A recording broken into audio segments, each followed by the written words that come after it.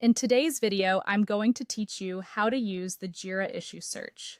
By the end, you'll know how to run a quick keyword search, refine results with basic filters, and use advanced JQL to zero in on exactly the work items you need. Let's start from the top menu in Jira. Click Search or Filters. Depending on your setup, you may see an option labeled Search Work Items or View All Work Items. Choose that to open the main search view. The exact wording can vary by version or configuration, but the destination is the same. A page where you can look up issues across your projects. At the top of this page, you'll see a search bar. This is your fastest way to find something. Type a few relevant keywords. Short phrases usually work best. For example, you might enter homepage bug if that matches the words used in an issue's summary or description. Keep your terms focused and specific. Even 2 or 3 well-chosen words can make a big difference. When you're ready, press Enter or click Search. You'll now see a results list. Take a moment to review what comes back. Check the summaries, statuses, and other visible fields to confirm you're looking at the right kind of work items. If the list feels too broad, don't worry. This is where filters help you narrow things down quickly.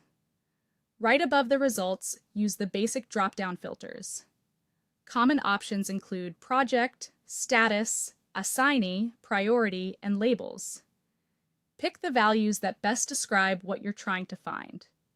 For example, filter by a specific project, choose a status like to do or done, or set an assignee if you're looking for items owned by a particular teammate. As you select filters, Jira automatically updates the results in real time so you can see the impact of each choice immediately.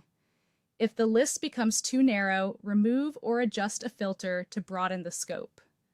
When you need even more precision, switch to Advanced Search by clicking Advanced Search or switch to JQL. JQL stands for Jira Query Language, and it lets you describe exactly what you want using field names, operators, and values.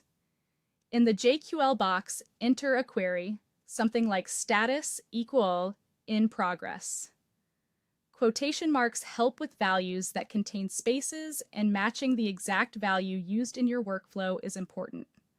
Press Enter to run the query and view the filtered work items. If nothing appears, double-check your field names and values, or try a simpler version and build up. That's the workflow. Start with keywords, refine with basic filters, and switch to JQL when you need advanced precision.